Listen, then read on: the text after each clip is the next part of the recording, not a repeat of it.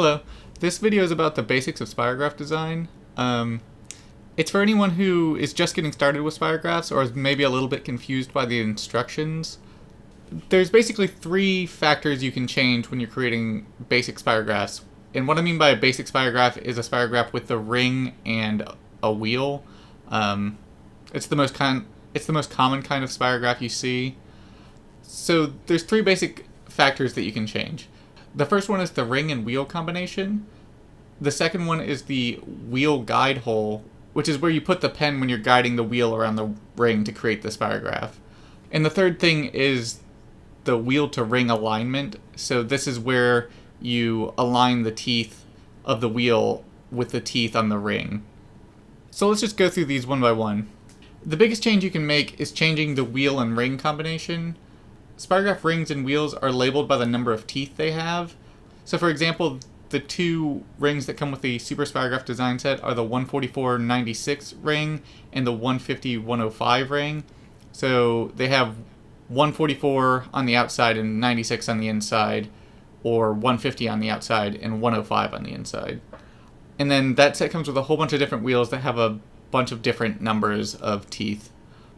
So any combination of ring and wheel will always have the same number of points or arms on the spiral that it creates. So for example, it might have like 7 or 5 or 8 or something crazy like 32 or 105. And the reason they always have the same number is because it takes a certain number of spirals before the teeth line back up where you originally connected them. And you can figure out how many spirals it will take by finding the least common multiple of the two numbers and dividing by the number of teeth on the wheel. Alright, I'm going to show you an example of this, but first, you don't really have to worry about the math too much, but it could be good to know. The book has a bunch of examples in it, and I've also attached a spreadsheet which has most of the combinations already figured out. You can find a link to that in the description below. Alright, so let's take a look at a couple examples. So if you take the 60 wheel and you put it inside the 96 ring, you can get the least common multiple of those two numbers, which is 480. If you divide 480 by 60, you get 8, and so the spiral created with that combination will have 8 arms. So if you take that same wheel and you use it inside the 105 ring, the least common multiple of 60 and 105 is 420. So then if you divide 420 by 60, you get 7. So with that combination, you'll create a spiral with 7 arms. Again, the book already shows you a lot of these, and you can find a spreadsheet in the description with these already figured out. So one reason it's good to know how these combinations work out is that you can create really interesting patterns by changing the wheel inside the ring. So you might be able to find 3 different wheels that create the same number of arms, and then just change the wheel and you'll get a lot of variance in the shape of the spirograph pattern. In this example, I used the 96 ring with the 36 wheel, the 60 wheel, and the 84 wheel to get 3 different spirals that all have 8 arms. So that's the most complicated thing. The next thing you can change is the guide hole.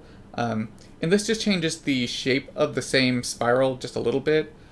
So the holes are numbered from the hole closest to the outside of the wheel going in.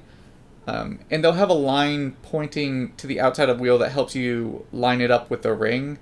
For example, if you want to line different holes up to the same point on the ring, you would use the line and point it at the same tooth over and over again. And by stacking several variations of the same spiral, you can get some really cool effects. So in this example, I used the 96 ring with the 60 wheel, and I just did 5 spirographs in the first, third, fifth, 7th, and 9th hole. And just that simple little variation ends up looking pretty cool. So the next thing you can change is the wheel to ring alignment, and this just rotates the spiral around the ring. It's kind of hard to describe this without seeing it, but you can change the alignment by moving the wheel a certain number of teeth, and there are little guidelines on both the ring and the wheel to help you with this. I also find that marking the tooth you're using for alignment with a dry erase marker helps a lot, because it can be really hard to see what you're doing on the clear pieces. And then Once you get a hang of these three basic factors, you can start mixing things up to get a lot more really neat designs.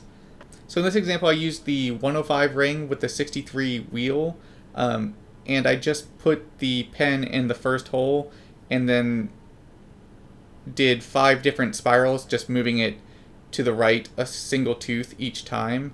So in this example, I basically did the same thing as last time.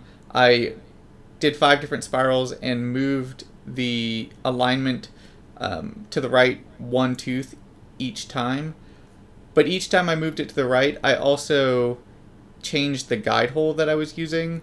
So the guide holes I used were the 1, 2, 3, 4, and 5. And this creates a cool little kind of star pattern. So then there is one kind of fourth thing that you can vary when you're doing these patterns, and that's the pen color.